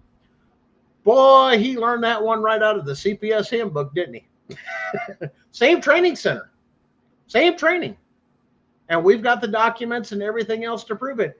There's going to be the problem. That's why they're scared. They know this is coming to an end. That's why they're getting so bold lately with everything. Get us as many kids as we can, everything else. Listen, man, if this system works so good, why did RFK say CPS? Who do you think he got those kids from? CPS, over 500,000 kids and higher missing, cannot be accounted for. That's not a joke. And that is not listen, I would much rather a kid be in something because listen, we can overcome as human beings. I would much rather, and this is a sad thing to say, but I'm going to say it. It would be better off for a child to be raised in a home that was abused in some way, not sexually, but physically or anything else. Why? Because I'm Gen X and we got the shit beat out of us and we still survived. We still made it. Okay. It's called overcoming. It's a life skill that we're not taught anymore, but it's better to do that than to remove them from the home, put them with strangers and be trafficked as sex agents any damn day of the week. I would take a beating every day over being raped and incest and molested every damn day. Mm-hmm. That's the bottom line. There's no compromise with that. When it comes to one or the other, the lesser of two evils, I'll take the damn beatings, Darren. You beat the fuck out of me. You can punch the shit out of me. I give black eye, everything else. But I sure as hell am not going to take and stand for somebody sexually abusing somebody like that. Hell, are you fucking kidding me? Absolutely not, man. I mean, dude, I used to get the shit beat out of me. My stepdad wore the fuck out of me. I mean, I say that because it was that bad, with a belt and out of anger and just tear me up like a slave on slave trade day. With my backs where I had whelps and cuts and everything else. I can't even tell you until it got to a point my grandfather figured out what was going on and stood up. It took a man to stop another man, not a system. And once that happened, you know what happened after that? It never happened again. No. Once because men were holding men accountable. Told him straight up, you touch him again, I'll kill you. Yeah. He stopped, moved out the whole 9 yards and everything else and went on about my life and went on. Is that a sad part of my life? Yeah, great. But I'm not going to whine about it. I'm an overcomer. Is that part of my, yeah, I went through it. But at the same time, I grew from it. I learned from it. But I also made sure that I learned from it, especially when I raised my children, that I never took and struck my children in anger. And I always made sure I had the conversation after of why they got disciplined the way they did. Yep. This is why. You're going to kill somebody. You're going to hurt somebody. We don't do that. And a lot has changed even in my time. Like I said, even getting married to Sharon, she was a little eccentric because she used a lot of, we had names for sexual parts of children. They're bugs, they're this, they're that, they're, this, and, other things, brownies and all these other different things. They're twig and berries and all sorts of other stuff. No, Sharon just comes out, and especially they know the anatomical parts. Well, that's my penis. And you'll hear it's funny because, she's got special needs kids that turn around. So-and-so hit my penis. Did you hit his penis? Well, no, not really. He did it by accident. He was swinging his arms, but they'll use the words. I'm looking over at her. I'm like, what the hell's the matter with damn kids? And she's like, yeah, I've never heard that stuff. She goes, well, And here's the other thing. She brought it up with facts too. Listen, guys, that even the National Pediatric Society recommends teaching your children anatomically correct terms because it tends to stop issues with sexual predators, because it's a big person word and it will shut something off. And there's studies done on it that it actually works. And let alone it's clear to clearly articulate some of those things when certain things did happen. They have words, which is funny, as you know, with a lot of things, because CPS will go, well, they do this or they do, and that they twisted that even with stuff that was going on too. Even with Sharon, I turned around, well, they know a whole lot of words and this, that, that's a little bit of this. She goes, I taught them that. And they're like, wait, what? Yeah, matter of fact, the National Pediatric, they tried to use that against her. I'm doing what the National Pediatric Society says to do, but you're telling me that that's a form of trying to twist it as a form of abuse and everything else? And she's like, no. That's by the doctors, and all of them will tell you, number one, do you have a license to practice anything but being a piece of crap? Nope. Right. You got a license to steal children and destroy families. Those are considered, healers and doctors. Is that you're practicing medicine without a license? That's a criminal act. Who are you? Do you have a degree in psychology? Well, I have one in this and this and that, but do you use it? Except for following the line? There's no free thinking with this stuff, because no two people are the damn same. I mean, Darren, I've raised 3 kids. 3 kids are completely different. No two are the damn same. None of them similar on any damn thing. Right. They're all unique. And that goes for everything. So when CPS comes with all this BS that, your kids are to fit in the shoebox mentality, is the biggest load of psychological babble and garbage that is just horseshit. And I'm sorry, that's what it is. It's full manure right out in the field. It is. Yeah. Because that's like saying one poop pile is like another poop pile. No, poop piles are the damn same. Go out in the field and find me 2 same that are exactly the same. It's not going to happen. But they want to cutter all these kids and everything else and shove them through a system. Well, this is wrong with you. This is wrong with you. And then they get into some of their treatments, and it does even more damage. Well, we know this has happened. There's no proof, and you're putting these kids through these classes and some of these therapies, putting the mind in it. Well, we know it's happened. That was the whole thing that I think that was funny that Sharon turned around, is they were constantly trying to push, well, we know this has happened. There was nothing. You were guilty. There was no way around. You're guilty. That's just the way it is. And that's the way it proceeded all the way through with somebody's opinion. They didn't sit on a jury. They didn't sit on anything else, nor did they have the right to it. This is why we have a jury and due process. Prove it. Prove it beyond a reasonable doubt. That's the criminal side of it. Other than that, it's suggestions and piss off. I don't know what to tell people, but you've got to learn to argue. If he didn't come in the house, prove it. If you didn't follow fruit from a poisonous tree, prove it. Because here's where it started. You started by breaking the law when you illegally entered my house. That is an automatic under fruit of a poisonous tree. This case is dismissed before it even got started. Your Honor, you should see the evidence is in front of you. You're the judge. Do your damn job. You're the magistrate. What do you mean? It's right there in the CPS report. It says they've entered the home. They've looked through your cabinets.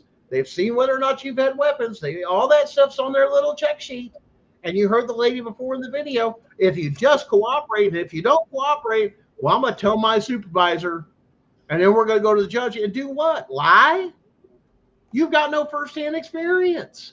It's all hearsay. Hearsay is not admissible in any courtroom. None. Prove it. And I think that's where I love about the show and love about what we do here is giving that education and that knowledge to everybody to where it's like, oh, wait. And you get some people, it's like, here, do this for me, here, do this for me at the same time. I'm not going to be there when you have to defend your children. Get it? You better figure it out and quit asking everybody to do something for you.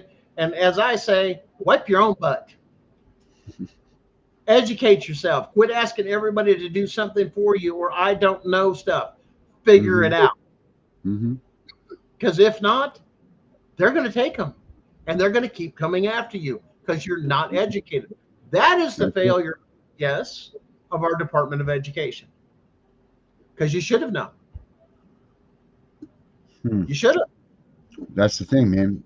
Then once you get educated in this stuff, it's too late. They've already got a hold. You lose. Yeah. You know, when you start looking at this, the first time you start to look this up on Google after it's been, they just took your kid, you already lost. You should have already known about this. You should have known your rights. You should have known. And I'm not pointing the finger because I'm one of the people that weren't, but, you know, I'll be damned if I want anybody to sit back and have this happen to them because they were just stupid. They didn't want to take 10 minutes to learn 5 damn things that could have changed their fucking life forever. You know, that's it. The fact that you didn't want to sit down with the Constitution and be like, look, all I got to do is this. And that could have saved you being in this situation. But I guarantee you can tell me what happened on the, Housewives of Atlanta, or what happened with the new video game that was going on, or this was going on in this trend, or all this other things. And check well out. Listen, being a parent is a full-time job. Keeping up with what's the next episode on Yellowstone, how's that going to save your kids? I'm sorry, but that's some cold hard truth. And I, once again, right is right, wrong is wrong, and everything in between is bullshit. Like my grandfather said, I ain't got to be nice to you, and your feelings are your responsibilities. Is your responsibility. These are the truths of life. Yeah, I'm sorry I hurt your feelings. Preparing your kids for what they're getting ready to do in adulthood. Guess who that's on? That's on you. Yes, sir. I'm sorry. You know what? And it goes back to it. It goes to like this. If you were prepared because you came from a 2-parent home, not a broken home and everything, you might have learned these things. Because your education would have been better. You know, you get a better education. When you have 2 parents at home that are your parents, it's proven fact. The kids are learning better. They care more about their education. They do all this. What CPS want to do, they want to come in. They want to break up your family. They want your kids to not learn cursive. They want, because all this stuff, people don't forget. Yeah. It's all under the same roof, Department of Human Services. So it's all under all of that shit, So don't ever forget the CPS is hand in hand with these people. Yeah, and once again, these are as you saw the video that we first started with, these are Marxist principles. They belong to the community. They belong to the community. No, they do not. The Constitution says no. The Constitution says you have a right as parents to, you have a constitutional right to screw up your kid. Yep. 100%. Because if they get a hold of them, you know what it's going to do? Perpetuate the same thing, the same lie, and they're going to go through slavery. Well, the freaking problem is this, man. I'm telling you, there's one problem that can change all of this, and it's that freaking word neglect, man. If they could just, because how many people here in this audience and are here because of neglect? What the hell is neglect? Neglect what? Well, it's a very broad word that they use, man. And if that word was solid, like neglect means you weren't at your house on Thursday night at 9 with your child. So that's neglect. You weren't home with your kid. Something like that. Okay. But when they're just like, oh, you neglect, or they use the fucking crystal ball theory too. Well, it could happen. Well, how the hell, you know what I mean? Like, so you guys are coming at tactics that don't even make sense. You know what I mean? But yet we come at you with the law and the right answers and all of this stuff, and you get nicked off and you get your kid taken. That's what happens. But see, this is the beauty of what's happening, and I'm so glad that it has actually finally turned after all this time, because for a long time I've realized things, and I know a lot of other people have too, most of my life. This is not right, because you read the Constitution, you really do. You understand it and this and that, and then it turns around. Well, states don't have to follow it. They deal with codes and statutes. Yeah, but they still have to follow the Constitution, but they're not. And they're getting away with it. And there was the biggest thing was like, now we're returning back to it of saying, because we, the people, are not sitting back on our laurels. We are not enjoying, this thing of, safety over freedom. Listen, if I have to spend the rest of my life with a pistol tucked up by my side or under my pillow or anything else and live free, I'll take that any day of the week. You want to give up your rights and everything else, that's fine. But now you're just a slave, and that is not what this country is for. Right. You should have the right to take a deal with it. If they would teach you what that document truly means, man. I mean, people have given their lives. People swear their lives to the oath to this document. So it's not just like it's a document just to be thrown down and trampled on. Like that document means more than the flag, to these guys that swear their life and their oath to that Constitution. So this isn't just like a Chamonix wow paper. And that's what they're trying to make you think. These are your rights, man. These are what these forefathers came out and said. By no means will these words ever be changed. Yeah. They will never be altered. They will never nothing. These are rights that these people that live in this country will always have. It's their inalienable rights. Alienable rights, yeah. God-given inalienable rights. I think the thing that scared me the most, not really scared me, but it made me really turn around and shake my head of how far it had gone, was during, the jabby jab lockdown of watching all the people turn into sheep. And I'm over here, and once again, I've been exposed to more and more education and training than most, but at the same time, I knew it was a lie. I knew every bit of the thing with the masks and the other day. I'm like, listen, I know respiration. I know this. I have to take OSHA classes on this stuff.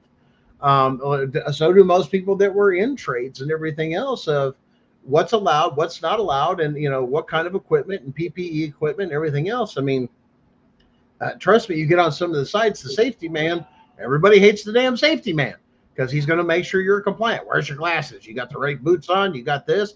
Hey, you need the right particular gloves. Hey, you need to go draw another set of gloves because those are worn out. Hey, there's a rip in those. You can't wear this here and here. Hey, is that conducive with this code and this code? I mean, it's that serious when it comes down, but let alone you're talking about something that was supposedly so deadly. I'm like, wait a minute.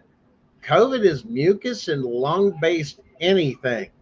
The swine flu, bovine flu, all those are all COVID-based things. So you're talking about and what's the new one? The razor blade version. I'm like, okay. And somebody said it probably the best, and I laughed. I go, so they go, so strep throat, huh? And I'm like, somebody hit the right on the head. So we've got a case of strep throat going on. Yep. Yeah. Where'd the flu go, right? Where'd the flu go? Where'd this go? And at the same time, where's all the natural remedies and everything? You had other people over here. I'm like, hey, if I've got this and that, you mix a little honey with this, you make a little hot toddy, and it was local honey and everything.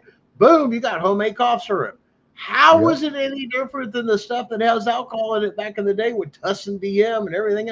It's the same thing, only a bunch of medicine stuff. And I'm like, I don't get it. But at the same time, that stuff sucks. And this other stuff, it actually works. I can keep going. And I think that's the thing too, is some of us didn't have the pleasure of having sick days or days you do cough. I didn't have that luxury. I don't know about other people, but as a master electrician and being in the field and some of the knowledge and certificates I had, I was considered a level 1 response person due to the fact that if any given time, bottom or the very top? The very top. Oh, that means if the military is called in, sometimes level 1, level 1. Yeah, level 1, level 2, level 3. The COVID thing was so 3, 2, 1 is really the way you want to go. You're going to go 3, 2, 1. All right. It just the way they classify it according to the natural response stuff. But level 1 means that I can be requisitioned by either the state or federal government for my skills and knowledge at any given time. And basically going, hey, you've got a business or you've got this or anything else. Guess what? No, that closed down. Everything else slid down. You and your people now belong to us. That's how serious it was. And that was always the conversation when I had a conversation with a woman that worked at Walmart. She goes, well, I'm essential. I said, let me tell you something, darling. If you were essential, that would mean level 1. I says, at level 1, you stay home. You're locked down. You know who's doing your job? The National Guard. and they will take over the Walmarts, which is why Walmart, a lot of people don't understand, have a contract because of their distribution centers and their stores and everything for FEMA and or national responses and natural disasters, so on and so forth. They're set up for that because they're so big. And that was a lot of people don't understand that. Same way as I believe Lowe's is structured the same way for materials and so on and so forth for sourcing. But yeah, I mean, it's crazy that you get people that just kind of laughed because you had people working at grocery stores, and I thought it was funny. And I'm not trying to be cruel, guys. I'm not. I'm really, really not. But I've got to tell it like it is. You had some people that would not be able to get a lot in the dating circle, that worked in a lot of Walmarts and grocery stores, did not date, did No, not I mean have. you could get people. You're going to get people that are, you know, like they're at Well, Walmart. I'm just saying this particular genre, there was just a surplus because a lot of people, but that goes with demographics too. But all of a sudden they weren't dating anybody and everything else. But then after all the layoffs and everything on the COVID-19 come down, all of a sudden they're all dating somebody because they couldn't work and somebody had to have money. And if you think and I think it's funny too, because if you think it's just women, there's guys out there that'll do the same thing. If you ain't got a job, sleep with somebody that's got a job. Why? To just save your butt. And well, I mean, it's good. It's a good fallback. Yeah. I mean, but I saw a lot of that. And then as soon as it was over, the old Lucky Lock was over. All of a sudden, everybody was heartbroken, and it was just like a mass exodus. And it happened the same way or the other. And I've seen this pattern. And I know some of you guys do too, especially if you went and you go to the local store, you go there every week or something like that to get your stuff. And if it's not a larger place, which we shop at a smaller market, not at Walmart. I do not shop there at Walmart, but at actual grocery store. Don't do the Walmart.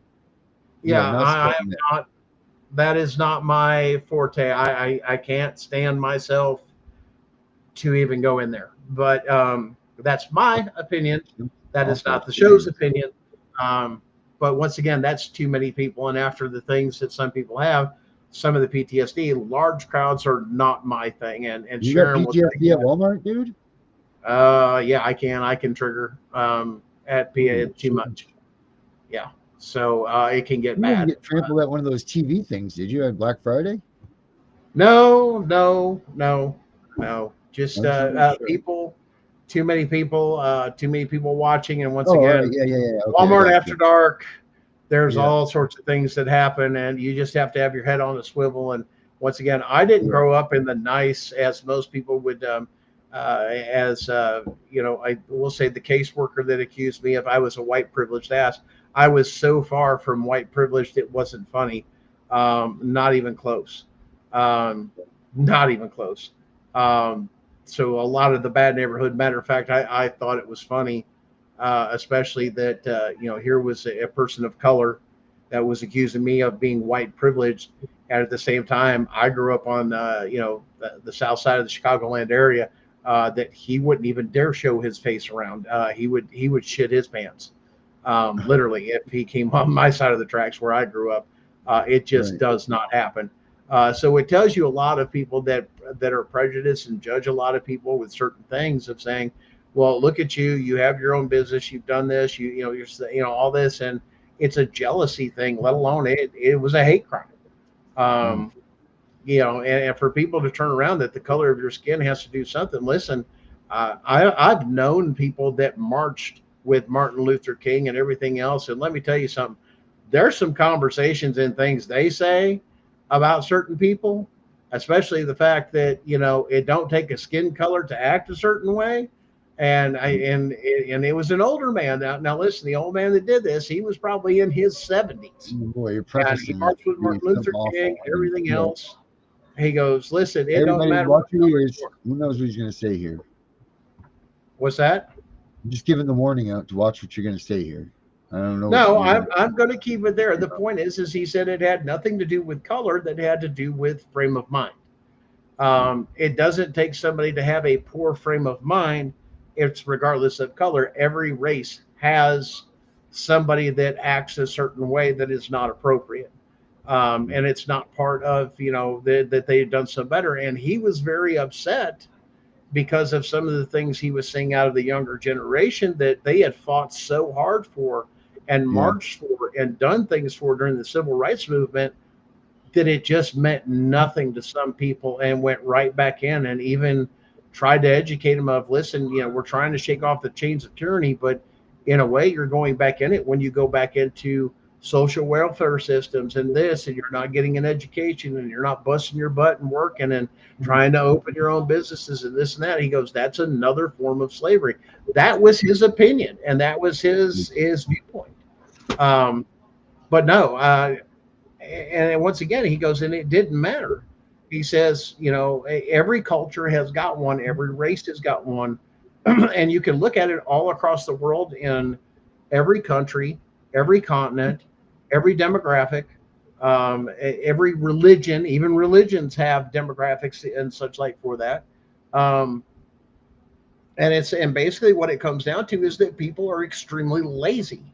And that is the biggest issue. He says, I don't understand, with all of this and more information and more freedoms and everything else, why somebody would be so lazy and complicit not to want more and get a chance at that true American dream. And understand, this old man worked with me, but also owned his own private business on top of it, doing taxes and CPA stuff on the side.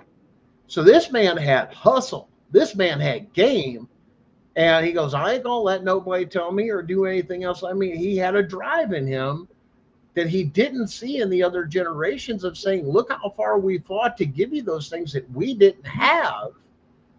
And I respected him for that. You know what I'm saying? I mean, I had high respect for this man that made something of himself, that nobody gave him anything. Nobody did this or that. And he just worked his butt off and did what he could and educated himself and this and that, and found the thing he was comfortable in, his niche, and had a good life. Did he hustle all the time? Did he work? Yeah. But at the same time, when he wanted to go do something or take a vacation, there was no holds barred, man. That dude had cash. I'm going to go on a vacation, or I'm going to do this. I'm living it up. It's like, man. Yeah, you got to hustle, man. You got to get that hustle on. Phew. But it told me a lot, that it goes to the individual and the character of the person. And that's one thing I take away from that man. I try to learn something from everybody that I take an encounter.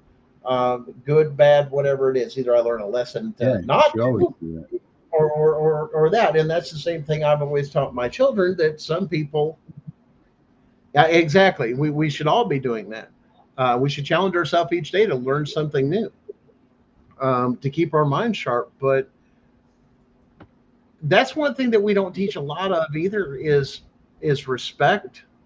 No, that's going out. And Sharon and I have talked about this on other levels and this and that. She said, I'm thinking about this and this and that. I go, yeah, but you're not going to do something like this, whatever the situation may be. I says, because you have too much honor and integrity. I can't see you doing that. And I respect her, for those things. Well, there's other people too, are just saying, I can't see you doing this or that because you have too much honor and integrity to not do the right thing. Or, that's like a lot of people said, well, Gunnar, you could have just done this and went after the actors and all this other stuff and got your money and ran and all this other stuff and blah, blah, blah, blah, blah, and all these other things. I said, yeah, but it's not the right thing to do. Right. That's the thing. We got to have morals. Morals have to stay a part of everything that we do. And because if you don't just have those basic, don't steal, don't, you know what I mean? Like that stuff that really taught us. Lie, cheat, and steal. Yeah. Like if you. It goes deeper. Have those things, and man, we're done. Because that just.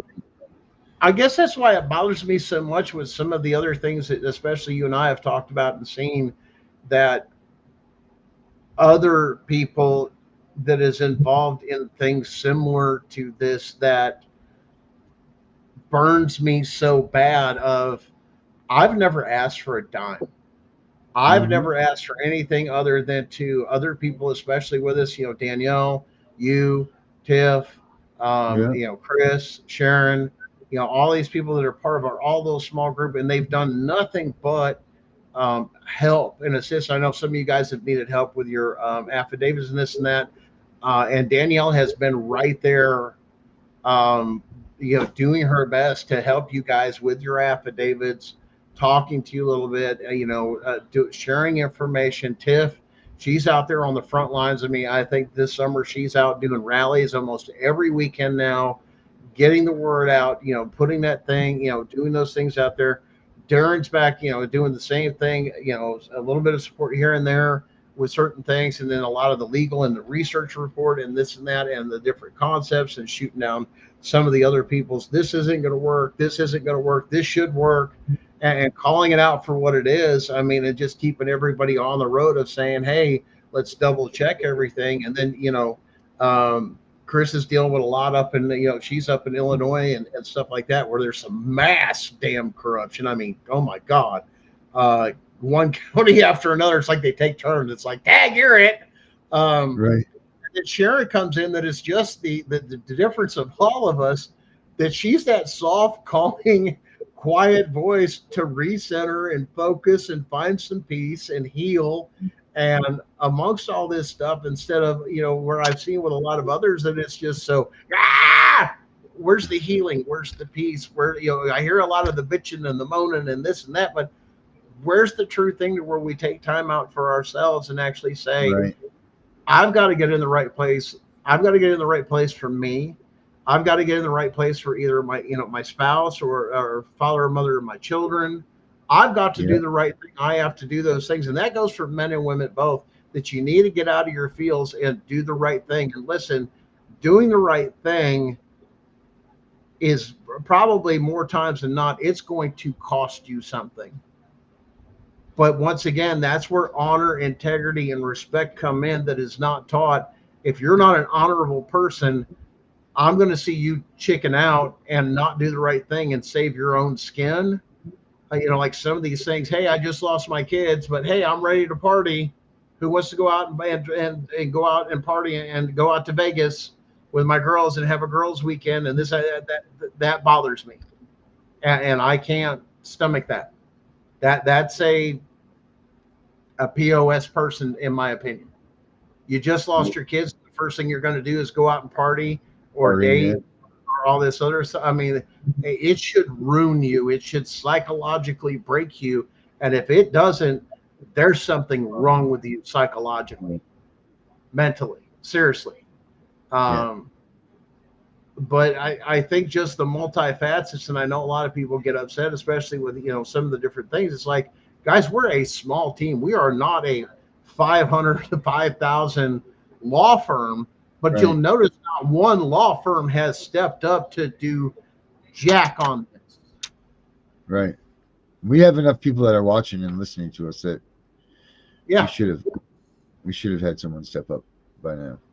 And it's games. It's distractions. It's puff ups. It's gaslighting. It's manipulation and all this other stuff. And we know that CPS has got people out there, following stuff and following, us and our posts and trying to join groups and dismember and discourage people and play games against it. And they're specifically trained to do that. They're IT people. We know that the Bar Association has got attorneys and paralegals and everything else out there stirring up the thing. Why? Because it's going to cost them money. We know that the judges and everything else, they've got people that are doing this and going on. We've seen that happen even here in Blount County, especially with covering up for the stuff that happened with the teacher and then another teacher with something else that happened, and then find out that their significant other was sitting on the school board. I mean, it's just on and on and on. This is why public education, in my opinion, should never exist. You should teach your children at home. You should, should it follow some of these other, listen, you need to take them with you, with your, teaching everyday things, working on cars, doing measurements, growing food, cooking, everyday life skills and everything else. Whether they come out at 18, they don't have a clue what they're doing. They don't even know how to read or write hardly at all, let alone in cursive. They don't understand contract, this and that. But we've got generations now that have no clue what their rights are, that now they're going to have to come to the realization that now when we're going through what we're going through, they don't recognize it. What is all this? That ain't right. I want this for free. This should be paid. This should be paid. Yeah, it is being paid free, and college is free for some people. You know where they are? They're all the illegals that are coming here, or the everybody and their brother from other countries that don't even like us are sending their kids in here. What do you think they're there? Yep. But guys, I hope this has helped you. When you get this letter, learn your own case, learn how to articulate what has happened to you, speak the legal terms. A lot of the stuff's in the letter, and turn it around and you're putting it back on them, even when you have to call in the feds, of saying, make the state prove it. There was none of this. This is exactly why we're testifying. There was no court order to enter. There was no warrant to enter. It was illegal entry, and they continue with the case. I can articulate that. If I had a case like that and I was a witness like that, that's exactly what I'm telling them. If not, it's up to the state. Prove it right now. Turn it over to the U.S. Attorney's Office and show the evidence that I'm wrong and that I'm still under your jurisdiction and you haven't committed a crime, which is exactly what I'm testifying that you're doing. And with this affidavit, that you have committed, constitutional rights violations, and you've been collecting money on it, and it's fraud. Every dime you've collected that you've had is fraud, because this is the case.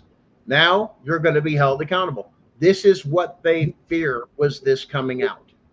You know how much trouble we had going through writing this stuff, dealing with this and that. I mean, hell, Darren was down there in Georgia. We got the CPS Punisher and jacked him up real good. Yep, real nice. Oh, they know who the hell we are. What are you going to do? But see, once again, for us, it's not a choice. We have no choice, because we have honor and integrity, and we can't let this go on anymore. Not for our families, not just for our families, but for our children's families, for our children, our grandchildren, our great-grandchildren. This will not go any farther than this generation. That's what we're telling people out there that's with us. Everybody that's joining us, man. Everybody. This is for everybody, man. So if you guys are part of other movements or anything else, get the word out. We are still early in the case. We haven't even gone to mediation yet. And I know you guys don't understand what that is. Before you go into an actual trial, they're going to mediate and say, hey, listen, we'd like to come to an agreement to do this and that. And that's where you settle out of court. We're not doing that. No, we're already working with the FBI and everything else. We can't legally do that because of what we've turned in and everything else so far. We can't legally sign a non-disclosure agreement or anything. I can't.